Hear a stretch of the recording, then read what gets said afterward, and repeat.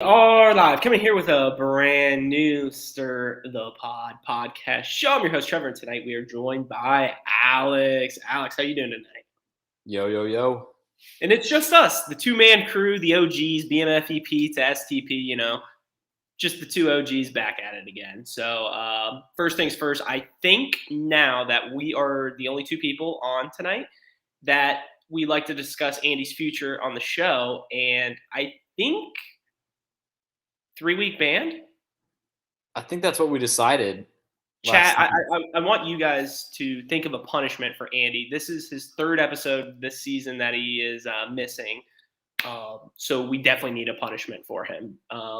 We tried doing the punishment of going on Cara and Paulie's retreat. If it wasn't like $5,000, maybe, we could have done it. But, we only make so much money here. With that being said, overall thoughts on tonight's episode. I think for me personally, it was I almost want to say kind of like a roller coaster-esque episode. Like there was very highs, very lows, even lowers. And then we had the potential with Cory going in, and then I think it just, I didn't think it was that good. I think overall I'd probably give tonight's episode C+, B-. I don't know what you guys are thinking. Chat, love to hear your opinion. Alex, your thoughts. Yeah, I agree. I think, we came on here last week and we basically said that episode 12 was just like straight up a bad episode, but we weren't really too down about it just because the whole season's been pretty good. I think this one was slightly better, but still not that good. So I think the arrow is pointing upwards, but in terms of the whole season, it's the past couple weeks have been down. Yeah, like you said, and we'll get into this in our recap, there was at least 3 different moments where it could have turned into a good episode, potentially even a really good episode. And it just didn't. It didn't seize on those opportunities. So, overall, how would you say your attitude is for the whole season now that we've kind of had 2 episodes like this back to back? I'm still of the mindset of yeah, this episode was still pretty bad, but I don't know. I'm still positive about it just because I feel like it might be just the middle season just pushed back a little bit. Because I think when we were in episode 9, 10, we were like, oh, this is really fucking good still. And it wasn't hitting that mid-season lull. And I think we might just be hitting that now, just delayed a little bit. Yeah, I feel like, the chat's kind of, the Jesse Adams, Mikey the Doctors of the world, right? Chatting in. And very average episode. I think that is the word to describe tonight. Average. There wasn't nothing too big, nothing just too small that was unnecessary. It was just all just, you good? Yeah, I'm adding to the story. All right. God. So I don't know. I think overall for this season, I still think we're in a fine spot. I'm not too worried about it. Definitely, I think this was probably one of the best, I don't know how to word this, but kind of intense deliberations where it actually means a lot, even though it kind of resulted in nothing. But I just felt like this, we're starting to get the numbers down and somebody's got to go in. So I do really like that. And damn, I really want the green team to lose too. Yeah, I think that's a big part of it too, because when they did the big switch a few weeks ago to the 3 teams away from the partners, I think we were all kind of pumped about it because we kind of felt like it was a second mini season within Spies Lies and Allies. Second win. Yeah, that was cool for the first couple weeks, but when you have the same people in charge for literally the time that twist was introduced, you can only do so much, and I think that's why that's a big reason why we've had some of these weak episodes the past couple weeks. Yeah, absolutely. So let's just dive right into the challenge itself. The episode recap. We always got to start out the good old streak. Alex, anything? It was pretty fast tonight. Didn't really show. It was kind of just it was Emmy, right? Correct. Yeah. Streak continues. But streak continues, and then this pre-challenge part, I felt like it was just more bouncier than most episodes. I don't know if you guys thought that, chat, or if it was just me, but it was very I felt like we had Emmanuel and Tori. We had the Amanda foreshadowing. We had Josh and Logan. Their kind of bromance, and then the Cory Nelson scene with the football in the football in the grass, which I felt like they were just like it was like 90 seconds, 90 seconds, 90 seconds, 90 seconds, and it was just bouncing all over the place. And maybe that happens all the time, and I just don't pay attention. But like, it's funny how they do that because all four of those things were foreshadowed later on in the episode, which it's just like you can hold back some. You don't have to show all your cards, and Yeah. it's kind of annoying with that. But let's just start from the top with Emmanuel and Tori. That whole relationship, I just cannot believe. I'm looking at Tori, and has she been on 3 guys this season or 2? 3. Yeah, 3. Yeah, Kells. Yeah. Well, that was 1. That was 1, and then Ed from the Circle. And then yes, so 3 Yeah, at least that we know about. at least. Oh, let me to make it. This was a stir the prop bet that we came up with. I don't know if this is going to be later on in the episode. It made me think of all the hookups and stuff like that. But I don't know if the chat's seen, anybody else has seen, but Bettina was pregnant during the season. Yeah. I mean, just absolutely bananas. I mean, are you kidding me? Another person? I mean, do they not do a full physical on these people to see are they in shape? Are they clearly not? I mean, do you have a kid in your womb? I mean, come on. I mean, it's pretty common sense. And I don't remember any scenes that she was drinking or anything, but I mean, not a good look. And I think the line on that was 0.5. So we only needed one pregnancy to happen, and we got it. Yeah. So for all you people who betted that with us, congratulations. We hit the over. But back to the episode itself, Emmanuel and Tori. I mean, that relationship, first off, just comes out of the blue, and then Emmanuel, it just gives me Jordan vibes. It's weird. It's very weird. Alex, do you have anything on that? I mean, I would say that scene, Emmanuel and Tori, was probably my favorite part of everything we got before the challenge, just because it kind of reminded me of the old days, like seeing the shower hookups, seeing them make their little excuse, oh, the shower was broken, like that was the stuff we used to see all the time. And then add on to the fact that, yeah, like you said, he's Romanian. He's a Romanian Jordan. Yeah, I mean, he literally is. It's insane. But then we got, what else do we have? We had the Amanda foreshadowing with her just completely hating her team, which is just so Smirk City. This is another thing, and I'm going to talk about it with Josh and Logan here. This happens every season, I feel like. I mean, we're notorious for bringing it up with Jordan and Bananas. But when did Josh and Logan become best friends after one season? And who was it earlier this season? It was the exact same situation. It was, I think, what comes to mind when you say that is a couple weeks ago when it was Ed from the Circle sticking up for Logan. Ed from the oh yeah. When he like these guys just met each other. So Smirk. But and I think, yeah, I mean, you had the foreshadowing with Josh and Logan, and then I think what they also do now a lot is they do the 1 episode delay foreshadowing. Like for Amanda, we got some of that in the challenge. Of her of her team hating her and all that. But then if you saw the previews, it's obviously a girls' day next week. I'm sure Amanda is going to be at the focal point next week too. Oh, absolutely, yeah, very much. Nothing. And then how about the scene with Cory and Nelly? The whole football in the grass. I think that scene to me was so Smirk City because it reminded me back in college, your freshman year or whatever, where you're just I feel like there was always those kids playing with frisbees in the green space or a football, or baseball. It was always you would only see them for 3 weeks every year. It would just be that first 3 weeks, and everybody like, okay, I'm done with this shit. Like, I'm not doing that.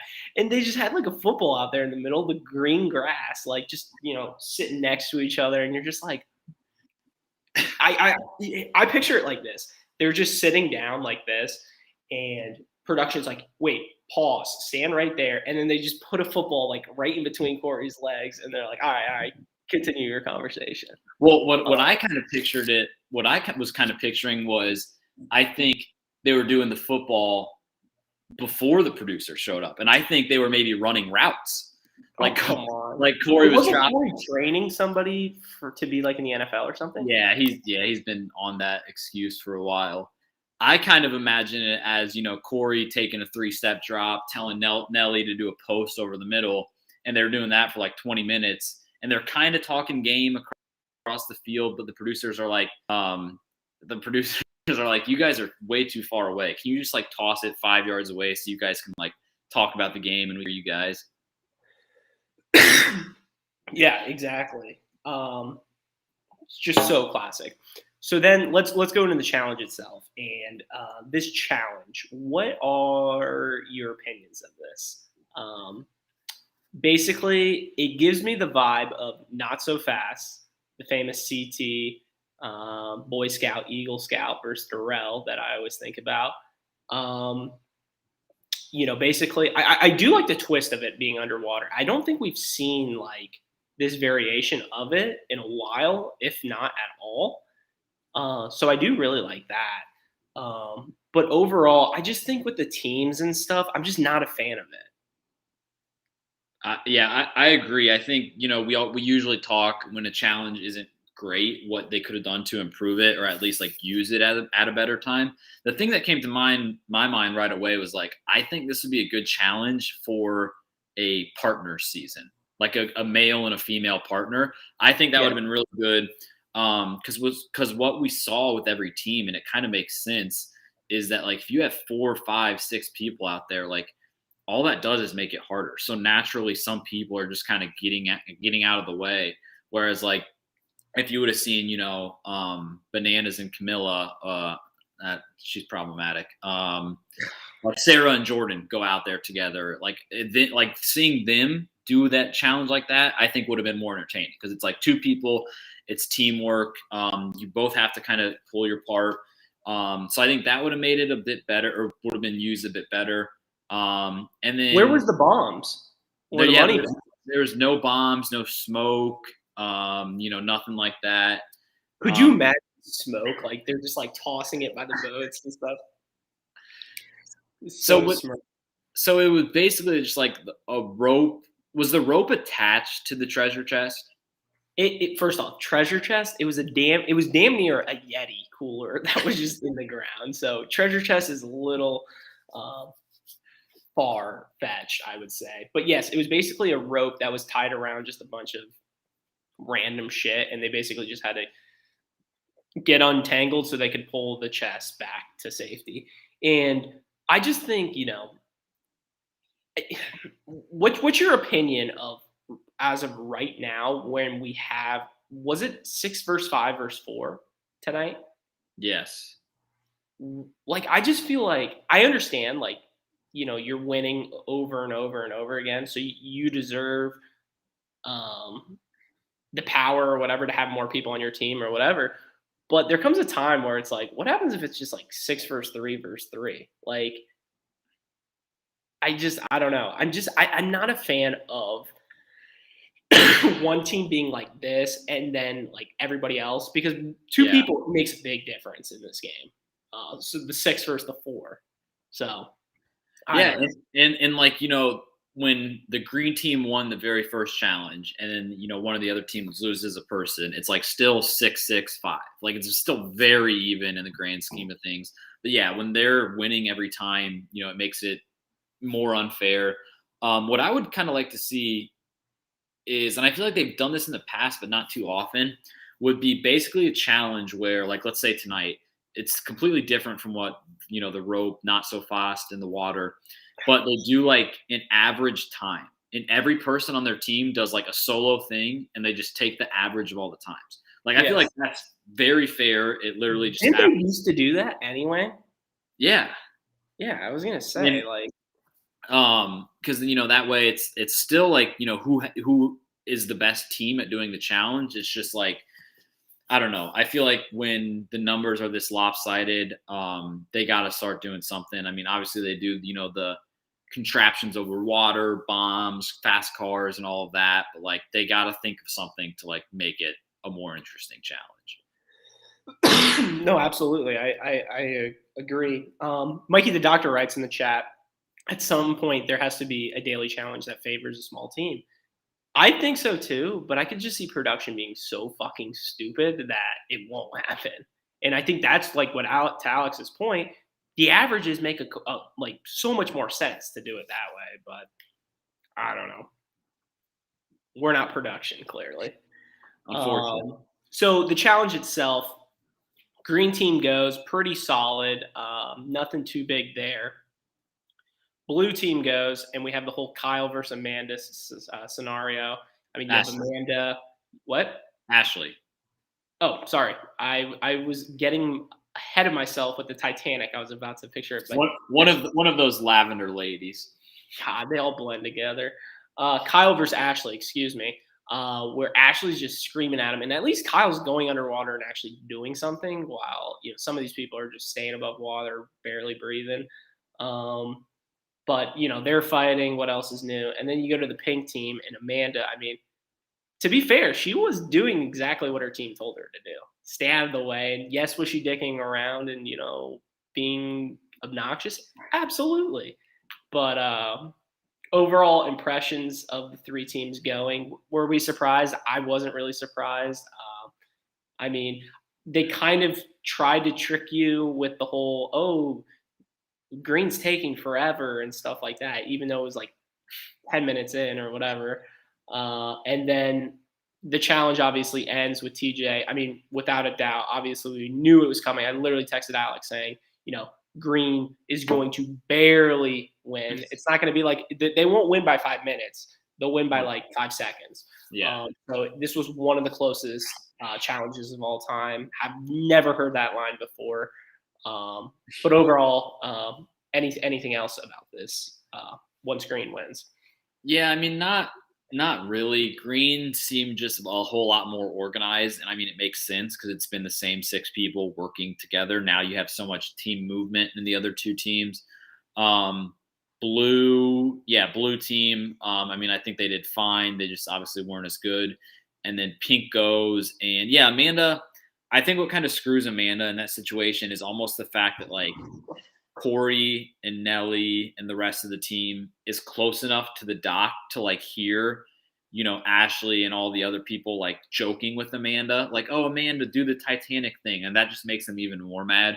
Whereas like if they were all by themselves and nobody's watching them, they're just like, Amanda, get out of the way. Amanda would stand out of the way. And then that's that. I think it was just the fact that like Amanda kind of took it as a joke, and then she just like kept feeding into the crowd, like cheering her on and all that. And then aside from that, pink team winning, wasn't really a whole lot to it. The swim back to shore with the Yeti cooler didn't seem to be that hard or tricky or anything. Green barely pulls it out. And then this kind of goes back to what I was saying earlier. Like this would have been a moment right here where if the pink team won the challenge, probably bumping it up as a whole a couple notches because it's different people, different things moving around. But the second you have the same team winning, it's like, all right, we're just kind of keeping steady as just like a weak episode. Yeah, I mean, and that's the thing. Like, if it's the same shit every week, it's just not fun to watch. But yeah, couldn't agree more, Alex. Green wins. And then we go back to the house and we go to El Club, a la the basement of their place. And you have, trying to think of what moments stood out in there. I guess the biggest moment in El Club was Nelly versus Amanda, right? Yes, yeah. You were looking at me like, is this good? Okay. Nelly versus Amanda. And I mean, it's just like, to me, this was kind of filler, but anything we want to talk about with the whole club scene, I just felt like it was pointless. Yeah, the club scene was bad. Like it was a bad scene. It wasn't interesting. I remember I caught myself a couple times being like, this is one of the more dumb fights we've seen in the challenge in a while. It was basically like it was the whole pink team directly tied to the challenge, and Amanda was like, I don't care, like yell at me. And Nelly and Cory were like, yeah, that's the problem. You don't care. And she was like, I don't care. And like it just kept going back and forth. There was really nothing to it. It wasn't interesting to me. And again, like this would have been a moment where like we used to have back in the challenge day, we used to have like fun club scenes. We used to have fun party scenes, like going out, like actual fight, actual hookups. Now it was like Amanda saying I don't care and Nelly saying like go away. Exactly. Like I mean, think about some of the classic club moments. I mean, like it could be as stupid as I forget what season this was. Somebody not you're just putting all the bills on CT's tab and like him just going ape shit. Yeah, like, stuff like that makes the show 10 times better. Like Tony cornering Camilla, kicking the trash can at her. Camilla walking into the pool. But Tony never got into any other trouble, like especially with like pasta or something, right? Tony with pasta. Tony with his brother. Wait a minute. You could make a Mount Rushmore Tony probably going out scenes. Could we get him back? God, I mean, that dude is a legend. But like those moments are the moments that we fucking remember from the challenge. Well, it's not even just that. I mean, you think about like, you know, and OK Squid writing in the chat, coming back when Camilla throws the chair, and then you see the classic like, you know, bananas behind the little wall there with Anissa, and I feel like they show those scenes so much. Like if you look back and like when they show like, you know, greatest challenge moments of all time, you see stuff like that, and we're just not having that this year anymore. And you know, I'll understand COVID could be a play on that, but still, you gotta like fire these people up. You gotta give them more drinks then or something. I mean, if you took this season that we had right now and replaced every single bomb with a fun fight scene at the club, we're talking top 5 challenge. Mikey the Doctor writes a good question. Do you think production is trying to get away with those type of moments? And I could see it, but I think that's what fires their show. Like it boosts rating and stuff.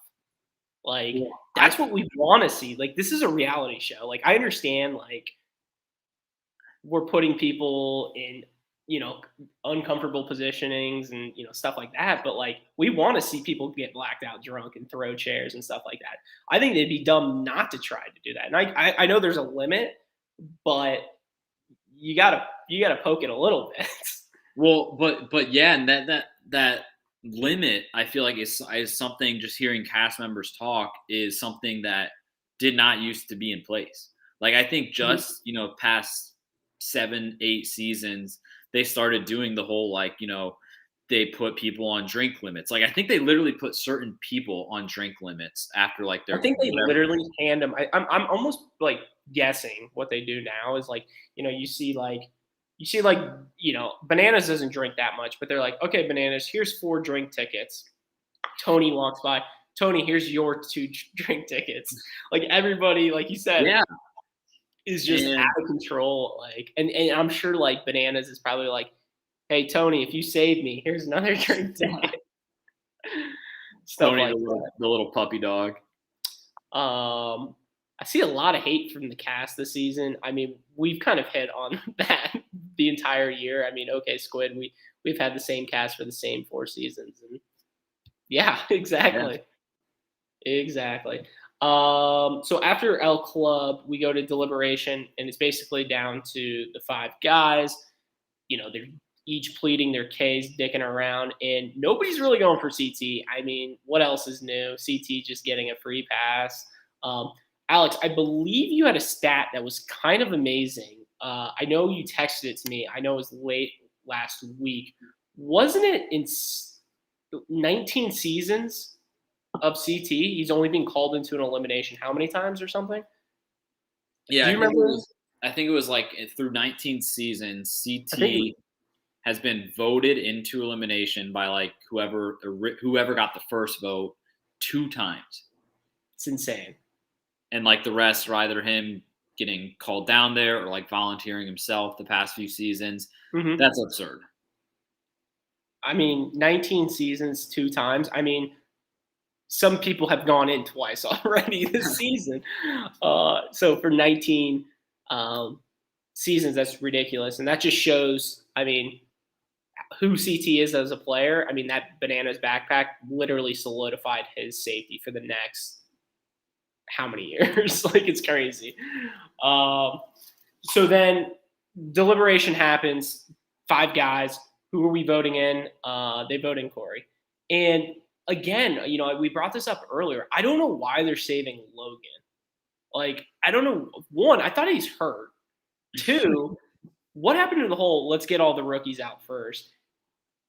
And 3, if you're throwing in a vet, why are you not throwing in CT when there's 6 fucking people and you don't see their vote? So you can't pass. CT can't. He doesn't know. Yeah, that last part is what really pissed me off. Like, I get, you know, in the past few seasons that we've seen, I get like, you know, if there's a troika and it's only 3 people, or maybe it's a guy and a girl on a pair season, and they don't want to vote CT because obviously CT could come back, win the next day, at least send that team in, whatever. But yeah, I mean, right now, I'm trying to think. Like Devin and Josh, I guess, are too stupid to figure this out. Emmanuel doesn't know what he's doing. He's just fucking Tori in the shower. Like you said, like the blame can be spread around 6 people. Why would you not do that? Like, who gives a shit if CT might win and come back and take somebody's spot? Who cares? What if on the off chance he loses? What if he loses? And I know CT losing an elimination is like a hard thing to like think about when you're voting him in, but like everybody can lose. Like, everybody can lose an elimination. This was their chance to vote him in. I think among the 5 guys that they had to choose from, like you said, I think the easiest, I was disappointed that they went Cory and slightly surprised. I mean, obviously Logan, I feel like was the easy choice. But they definitely, I think, should have gone for CT there. Oh, I think so too. I think this was their opportunity. 6 people. It's the theme of the season. CT is just skating by. Dude, the thing is, which is so crazy to me, is we literally said this from day one. If you go back to our preview show, CT is going to have a cakewalk to the finals. And we even said it back then, but I didn't think it would be this easy. Like, this is ridiculous right now. Like, this has to be one of the easiest rides to a final of all time. Has to be. And he's making the final. We all know that. Who if they didn't vote him in now, there's 0% chance he sees an elimination. 0% chance. But I don't know. So Cory gets voted in. Cory's all pissed. You know, him talking to Nelly. And then, God, you know what pissed me off this epised? Actually, just pisses me off all the time, is Josh. I mean, good God. How the fuck is Josh running that team? It makes no sense. Yeah, is the reason that Logan was not the green team's pick because of Josh? Like, did Josh really convince them to say that like Logan is mi amigo, like nobody else vote him in? Like, is that really what kept Logan out of it? I believe so, yes. That green team just pisses me off. Pisses me off so much. God, because they're the dumbest fucking people, but they keep winning these stupid challenges. So fucking stupid. I'm starting to get pissed off now about it. God, Josh, early candidate for LVP. I mean, looking at the chat already, Julia P, welcome to the party. Yes, Josh needs to shut the fuck up there. Classic Josh. Yeah, I mean, I don't know. I don't know why they're saving a rookie. I'm curious to see where Devin voted. You know, that was another thing. I would love to see, and I don't know if they're showing it now with the after show. I know some people watch that in here. If they show where CT voted, or I mean not CT, Devin voted, or where do those 6 people, where do their votes go? See, I think I was going to ask you this. I think they might be all unanimous at this point. You think all of them voted for? I think so, because I mean, obviously Josh did. I think the way Casey was talking, like, oh, this was a hard choice. Like, I think Casey voted for Cory. I mean, obviously, at least 3 of them went Josh's way. Well, like, you think Tori would? Probably, because I think she's such a follower that she would do whatever. Interesting. Okay, Squid. CT is 6-5 in eliminations. Yeah, I think it's just the fact that 11 eliminations over 19 seasons. Isn't it crazy though how you can have a competitor? And I saw somebody talking about it earlier. Like I think they talked about everybody's so quick to throw in Wes and Bananas, but everybody's scared to go against CT. When Wes literally has probably one of the best elimination records of all time, and probably is damn near maybe have the most elimination wins of all time, and they're happy to throw him in, but are it's crazy to me. They're scared. They're scared of Uncle CT. Oh, God. So we had the little fight going on, and then we go to the elimination, and Cory's down there, and he's looking. He does his little speech, picking up the sand and stuff. Pretty cute of him to do that. He's good TV. He understands how to act in these moments, and I give him props there. But I feel like this was an easy call, who to throw in. He does throw in Logan. Not surprised. I think we can just kind of move past that.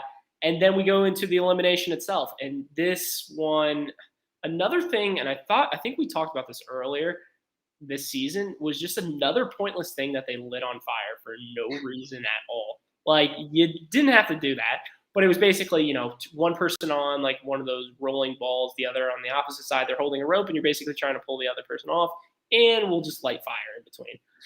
It gave me that vibe of that Mario Party game for whatever reason, with the fire spinning around. I don't know. It just gave me that vibe. Weird thing. Well, it was the exact same thing as Jordan versus Josh a couple seasons. Sorry. 1 sec. I got caught off by a comment. Mikey the Doctor, right? Wow, how can you skip out on him saying that he's doing it for his kids? Cory has kids? No, he doesn't. Oh, is he talking about Logan? Oh, I had no idea Logan had kids. Logan may have kids. Yeah, Logan has kids. But I mean, that elimination. Well, didn't the fire, at least on the rope, went out very quickly, right? Like, you saw them yanking it with like 10 seconds after it started, and it was just black. There was no more flames or anything. I thought they were gonna like bring out a crew and start lighting it up again or something. I mean, good God, that was just. It's like production trying to. Oh, how can we make this the most dangerous elimination of all time? Oh, fire! I'm so scared. What was that? What was that one challenge? Are you talking about Cara? No, what was that one? No, Cara wasn't. What was that one challenge where they brought out like the iguana and like the mariachi band, and they were like dancing on the cardboard boxes? Oh, and they had to remember all this stuff? Yeah. God, Rivals 3. I thought you were talking about Rivals. I thought you were talking about Rivals 2 when the woke elimination of all time with Cara and what's her name? The soccer player. Cook.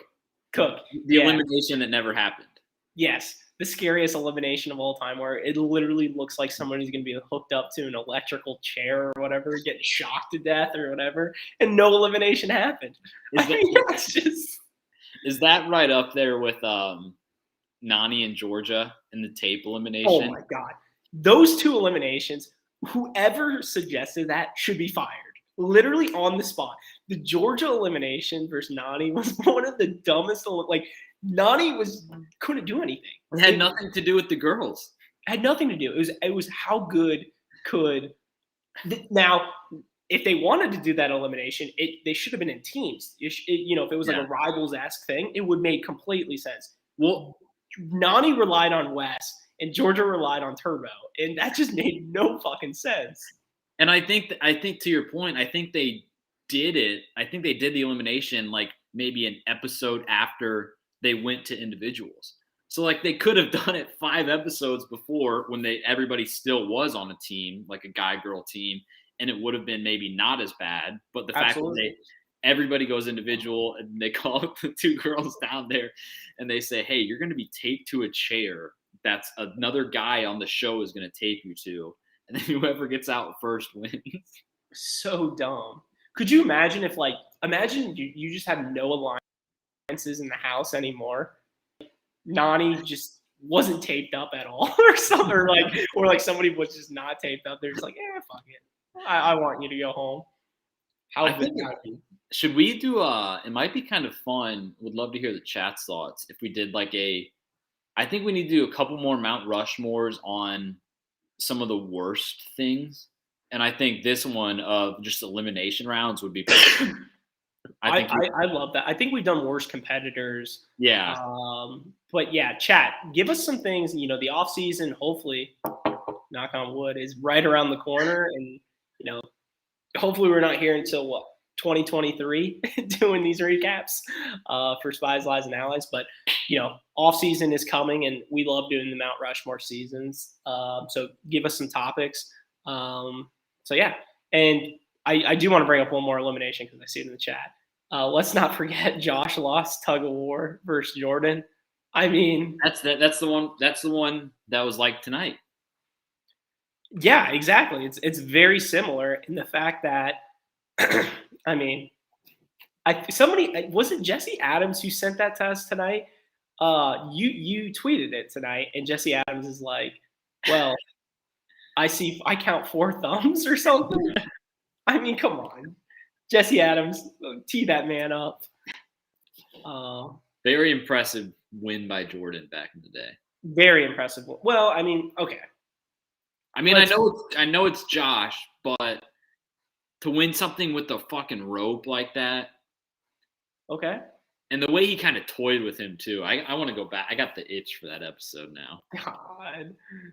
God, so classic. All right, back on the rails. Tonight's episode. So we had Cory versus Logan. They're going at it. They're whipping it around. I love how Cory, I think we had 3 confessionals of it where he is like, I am not gassing out. I am not doing it. I'm going to gas him out and do all that. And what happens? Popcorn muscles strikes, and he literally gasses out, gets pulled off. And then the second round, can you explain, or like I'm 5, why everybody was so obsessed with the move when Cory took his hand off and Logan pulled? That's like the most obvious time to pull. Like everybody was like, dude, is that Albert Einstein? How fucking smart is he? No fucking shit. I mean, he didn't have his hand. I mean, come on. They were like Logan standing there, and the second Cory takes his hand off, he pulls it. He's a savage. Like, it's a fucking elimination. It's like, when else would you try getting it off? I mean, like, these people are just, oh my God, sometimes. It's just so stupid. What's your opinion on just in terms of like your surprised level of the outcome? Because I would say if I was making the lines before that elimination, I would say Cory was the favorite at maybe -170. Like I think he definitely was favored to win versus Logan, and the fact that he went out 2-0, just very disappointing on Cory's overall challenge resume. Oh, absolutely. And I think the biggest thing, and I think Ashley said it during her confessional, was he literally does this every day. And I believe if you rewind the tapes, I guaranteed you probably see at least 2-3 scenes during the season of him literally doing battle ropes. Oh yeah, this elimination I think was built for Cory, and built for him to go against a rookie who hasn't really done a whole lot. And I mean, it kind of just made me think about, and can we talk about real quick, like what kind of this means?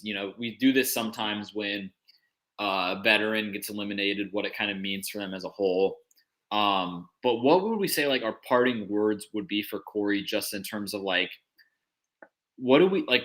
Is this guy ever going to win? He's kind of in this phase of his challenge career now where he's like coming on every season. He has the pictures of his kids that he has, I guess. He's winning an elimination here or there. He's maybe making it to the final, but he's just never going to do the thing. He's going to do shit like he did tonight, like lose an elimination against the guy he should not lose to, an elimination he should not lose. Like, where do we think Cory is at? Like, is he kind of in that like Leroy level of just like a good competitor who comes on all the time, or what? I'm trying to think of like an athlete that I could compare him to, like someone who's never won a title. I think giving him the credit of being Leroy is a little too high. I think, like, realistically, if you were to throw those two in elimination, I think Leroy in almost anything would demolish him. I think he's kind of like Russell Westbrooky.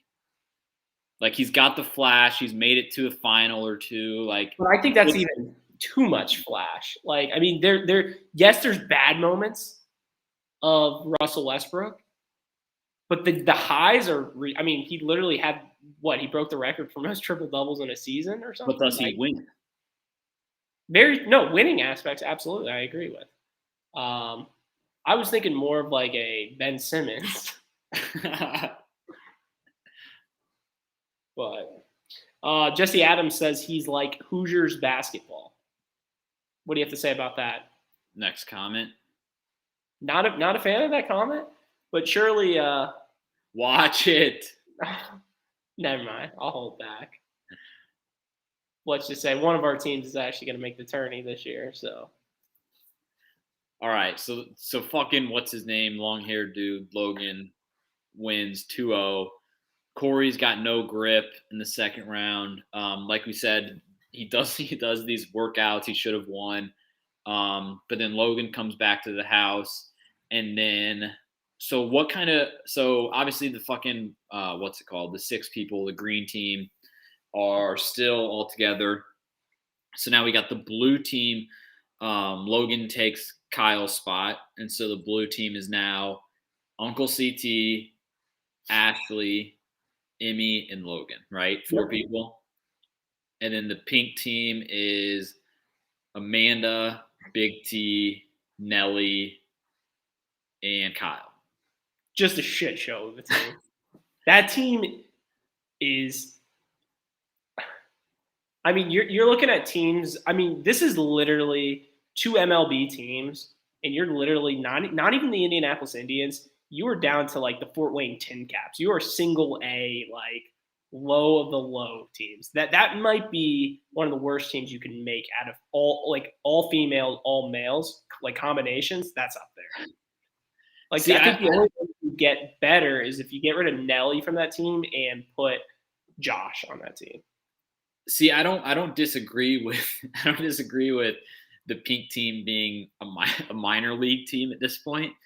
But I almost think, like, is the blue team a whole lot better? Like, yes. I get that they have CT, but, like, I think at this point the blue team compared to the green team is a couple notches down. I think it's like Major League, AAA, and the pink team is like Single A. Like, I think the blue team. Well, no, I'm saying the blue team is definitely a step down from the green team. Yes. Because obviously you have CT, but then what else do you have outside that? You have Ashley, okay, she's fine.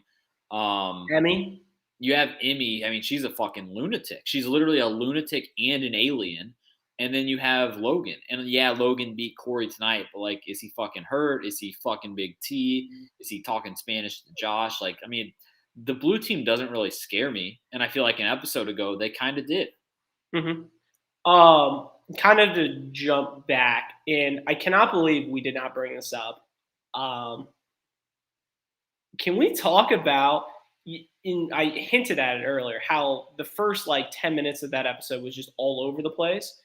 Can we talk about how Emmanuel used to jump on pigs, or what the fuck was that all about? And then I don't know if anybody saw on Twitter, but I think Amanda did a nice little dig at Tori there.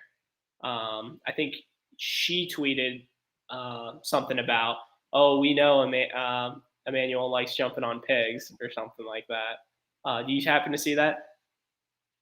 Making fun of Tori, right? Yes, correct. Yeah.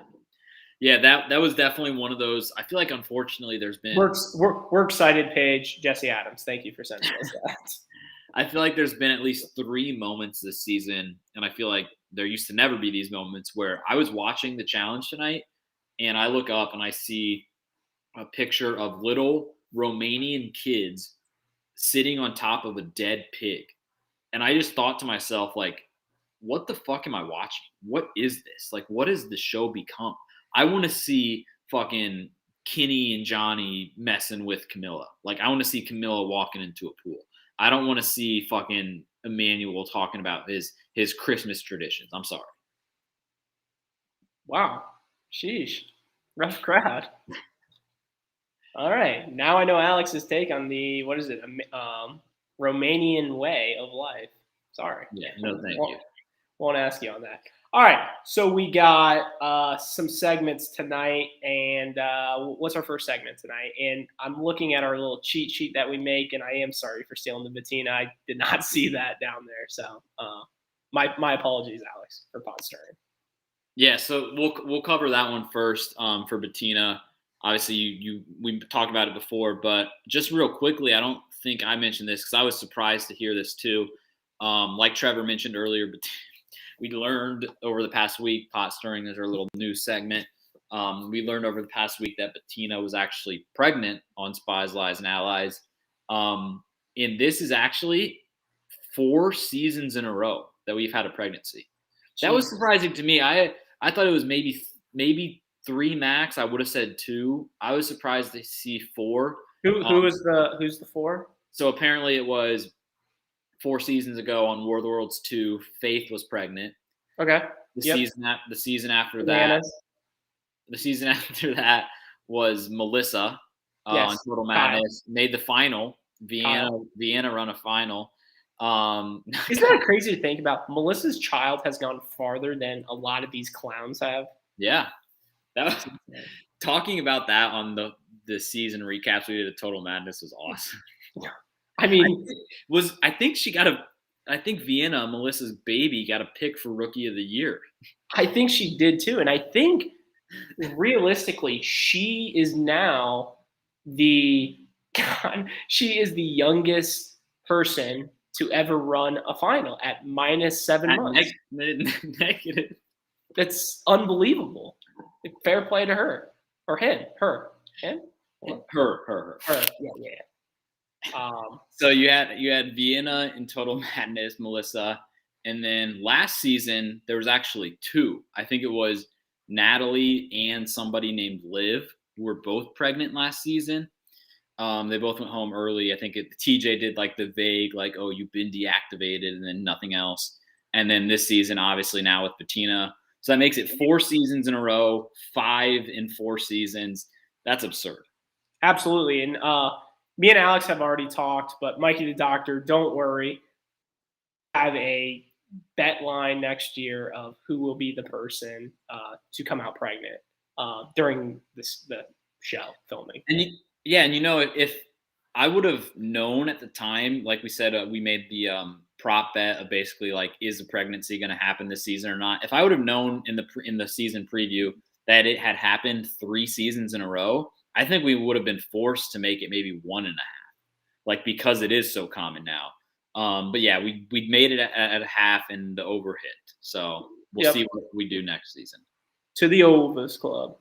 And speaking of betting, I know Alex tweeted out tonight the STP pick of the night, and that game just went final. The Central Michigan Chippewas were +8.5, and Alex told you to take that, and they just won by 12 points. So congratulations, Alex. Congratulations to Stir the Pod. Congratulations to all of those people who took Alex's pick tonight.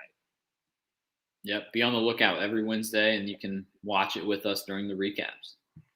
There you go. What else we got for pot stirring? Yeah, just one last thing, kind of on a different note. Obviously, a sad thing that happened in the challenge world was the passing of Nani's mom. Our from Stir the Pod thoughts and prayers. I'm sure all of our people in the chat are kind of echoing the same sentiments. Always sad, when you have a family member going like that, especially somebody as close as Nani's mom. It didn't happen on the season, obviously. So we didn't get, any phone calls or anything like that, but just, seeing Nani post about it on social media and, say what you will about Nani, but I feel like, two things actually. One is she's definitely matured just over, the course of her challenge career. She used to always be, drunk, hooking up and all of that. She's definitely tamed down, and she's just always seemed like the type of person who is just very loyal to people on her side, to her family. She had her cousin come on. So yeah, just all that being said, thoughts and prayers to Nani and her family right now. Yeah, thoughts and prayers go out to her. All right, what's our next segment? And Jesse Adams, there's no chance you were raised in Mount Pleasant, Michigan. There's absolutely no chance. I think he's mentioned that before, actually. No chance. He's a big Michigan State guy. God, could you imagine if one of us back in the day or anything, I don't know, decided to work at Central Michigan or anything? Couldn't be me. But surely nobody else on the pod has asked you for baseball tickets. God, watch it. But what were we going to say? Next segment of tonight, what do we got? All right, so next segment, what do we do here with this day in challenge history? It's a trivia question. Obviously, Andy bailed on tonight. He's got the 3-week ban coming up.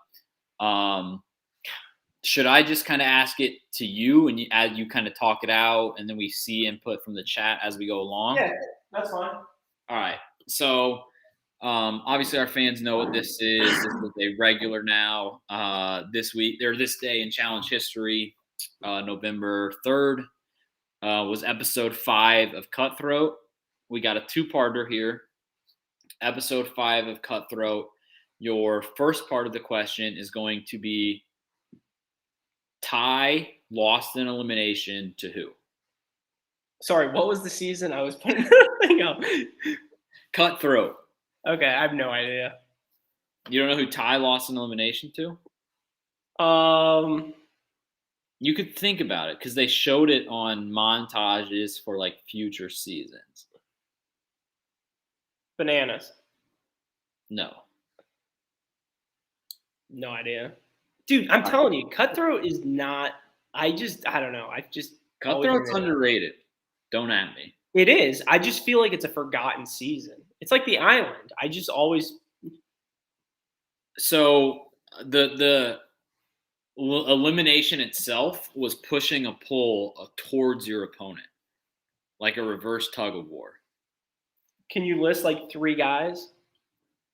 It was somebody on the red team. Yeah, Jesse Adams. It was Brandon.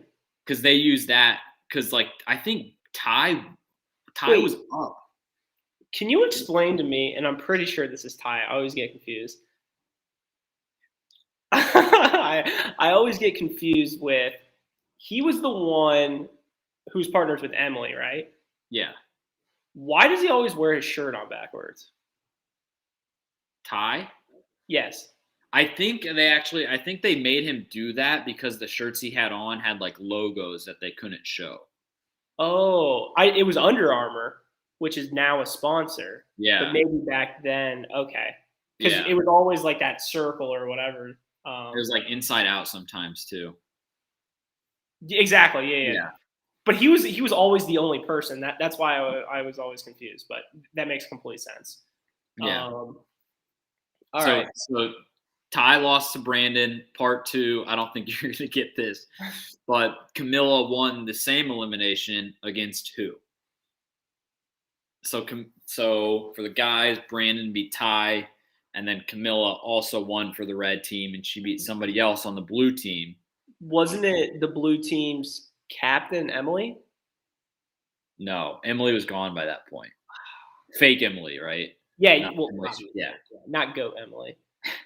Mileeee. Yeah. She's kind of bad, actually. Eh. But no, it was not Emily. It was not other Emily. Was Emily on Blue Team though? Yeah, both Emily's were. It was some. This is gonna make it even harder. Well, it was somebody who has not done a regular challenge season since then. No idea. All right, there we go. Jesse Adams, 2 for 2 tonight. Katie. Jesse, locked in. Camilla beat Katie in that same elimination. Where's Boogie these days? I think Boogie got scared after last week going 0 for 2. Yeah, I think he boogied on out.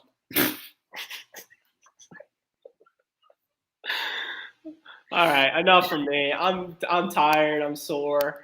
MVP, LVP time. Well, chat, give us the order you guys want. Yeah, we'll just leave it at that.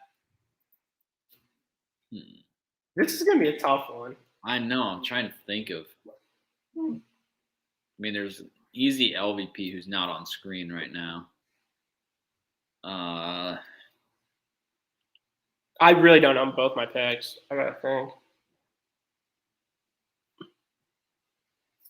Okay, I think I might know my MVP if I get it. All Oh, right, everybody's fuck saying you you first. All right.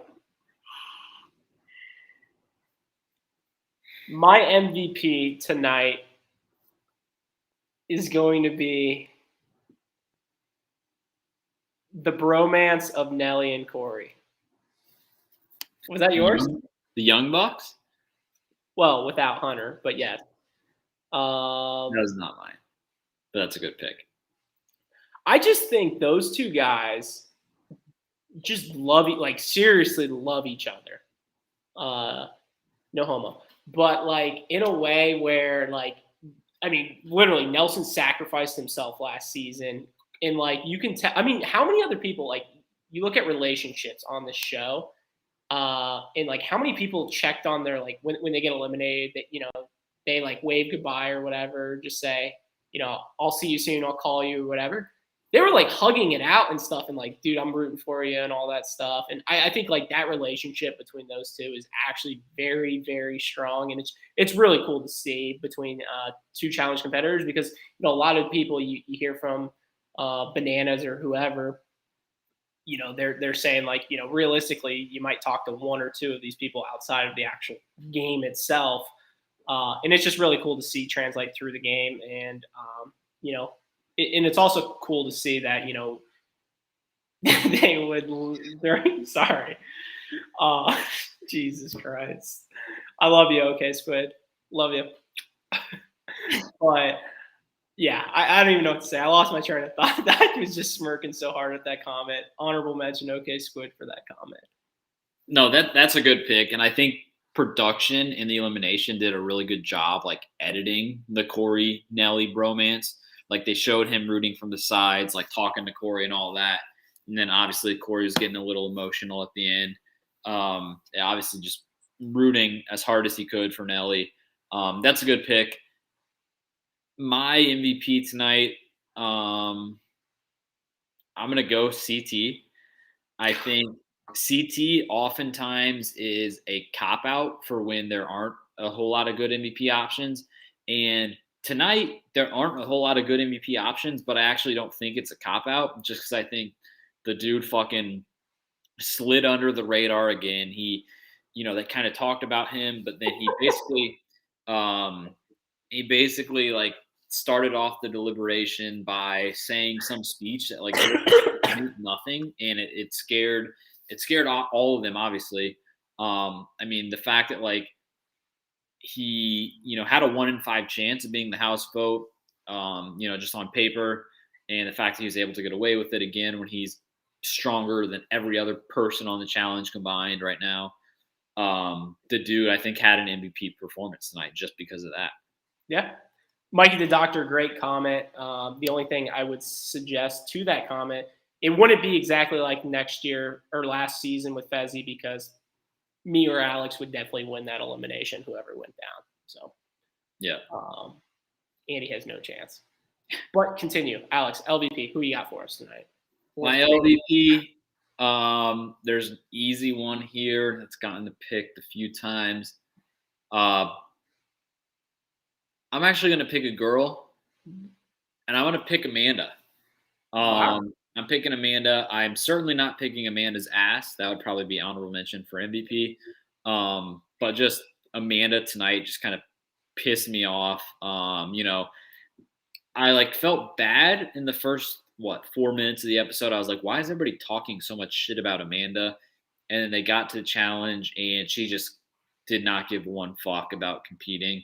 She was doing the Titanic thing. She has just annoyed me, and then the fact that she gave in to Nelly kind of going at her at the club. There was just every time Amanda was on screen tonight, she was doing something bad, detrimental to her team, annoying, just something negative. And when you do that every time you're on screen, that's an easy option for LVP. Yeah, great pick. My LVP tonight is going to be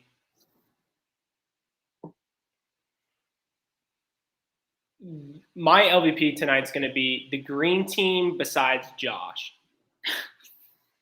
for my LVP. I'm choosing that because how the fuck are you letting Josh control your team? I just don't understand that at all. That you select, if you do, select a team captain and it's him. You literally are saving a rookie in the game that, and here's the thing. If you throw in Cory, there's realistically, there's probably a good chance he comes back. And I know he didn't tonight. I get it. If you throw a rookie in, what backfires on your plan or whatever? I just think, oh my God, the fact that Josh is running that team makes no fucking sense. In the green team, you got to look at that, the Casey and Nani and Tori, and be like, and Devin, we're letting the goof run the fucking team? I mean, good fucking God. Unbelievable. But I have and I really want to give 2 LVPs tonight, but I'm not. I'm going to hold an honorable mention, but literally another LVP tonight has got to be Andy. I mean, the fact that he's missed 3 episodes after he claimed to be all in, he's not. I mean, I think that literally showed tonight. And yeah, I think he at least deserves a ban. I think the chat agrees. Can the viewers LVP vote be Andy? And I'm mentioning it right now. And I think I honestly, I'd be open to giving, because there's only 2 of us and I like giving more MVP, LVPs out. I'm open to give the viewers an LVP vote and an MVP vote tonight. Well, it seems like their LVP is Andy, right? Already. I got to see the squad who's in the chat. If we can give an LVP vote, if you guys can all agree on Andy, we'll chalk her down. But who do you think? Who do you think the MVP should be? And Mike the Doctor, Adam Meadows has not been on more episodes. Wait, so you're asking the chat for MVP now, right? I want the chat to give me an MVP and an LVP, and if we can get something that most, if not all, agree on, I think we chalk it up as an actual pick. Well, what did we land on for the whole punishment? I think at least a 1-week ban at the minimum. I think that's fair. I think realistically what I would do is, you know how, and I'll do it right now, I have the power to just go like this, so I can block the screen so nobody can see. I think I'll just add him in, but he has to watch from, it would be this view for him. So he would not be, I just see him in my bottom left corner. I think that's the best punishment. I think he has to sit through a whole live podcast like that. Oh God! Without being able to even talk. I mean, that would just be bananas. That type of thing would kind of be like him getting out of the redemption house. Exactly. And maybe if he's on his best behavior, maybe by minute 35, yeah, we'll maybe give him something. But it looks like, we have a couple of people saying LVP is got to be Andy.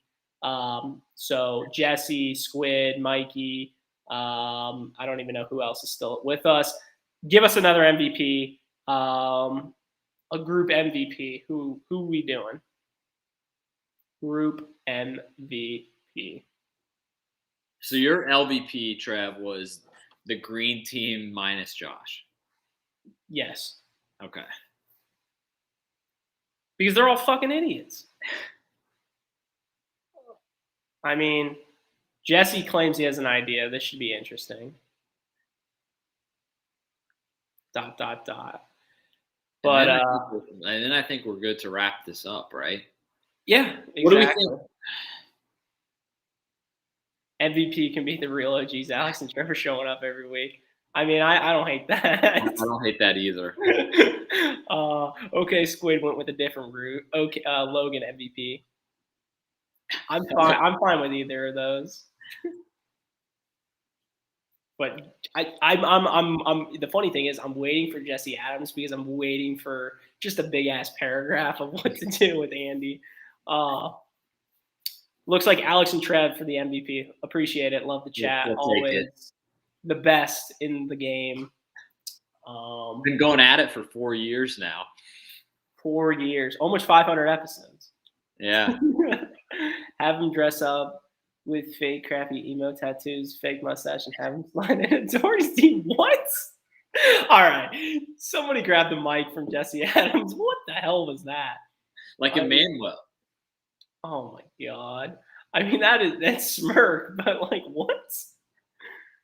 Oh. All right. So it's also pretty funny that like the funny thing is like me, Alex, and Andy all live in different states. We don't live none of us live in the exact same state. So should be pretty interessante with that. All right. So my closing thoughts for tonight, the episode, the podcast, all of that, as we kind of wrap up, would just be, I think we kind of talked about how the episode was not that good tonight, just like last week, which I think puts episode 14 not necessarily on the hot seat, but I think it's going to be a crucial episode. Like, if it's another one like this week or like last week that just isn't that entertaining, isn't that good, then we're going to get pretty damn close to life alert status. Whereas if the challenge is good, if the challenge is like episode, 1 to 10, then I feel like we're back. Like, we had a little slump. Let's bust out of it. We're good. 2 in a row, we can live with. 3 in a row becomes a habit. So we just need episode 14. We need life for us. Yeah, we need life. Okay, Squid, you have a question. Let's hear it. And before we go,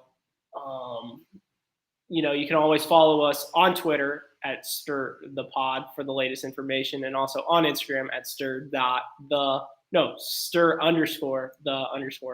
Sorry about that. But yeah, thanks guys. We're still waiting for OK Squid's last question. But finals, 3 guys, 3 girls, who is making it? I think it doesn't matter about the guys because CT's winning. For the girls, I really do like the 3 girls on the green squad. Is that crazy to sound? On the green. No, that's not crazy. Even though.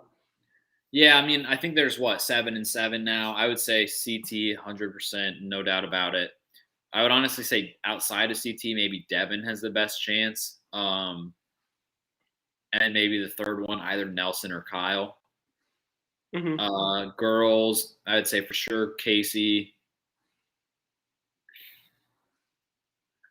I would say probably Ashley. Again, if I have to pick 3, I'm probably going Casey, Ashley, and Tori. Yeah, I agree. I don't know. I just I feel like Nani just slides by sometimes. Yeah. I mean, this is the part of the season when it gets down to fucking just like that question when there's 7 people left and potentially 3 of each sex making the final. Like, this is when it should be the most interesting, when like everybody is absolutely. fucking on the chopping block. So we need episode 14 to fucking come through. Yes, Mikey the Doctor, I do hate Ashley. I think she is very overrated, and I'll stand by that. But she has done well this season. I believe in my power rankings, I had her first to be eliminated, and I could not have been more wrong. But I own up. I own up to my mistakes. But thank you guys for listening to a brand new Stir the Pod podcast show. I've been your host, Trevor. You can follow us on Twitter at Stir the Pod. You can also follow us on Instagram at Stir_the_pod. Love you guys. Shout out Duffy. Bye-bye.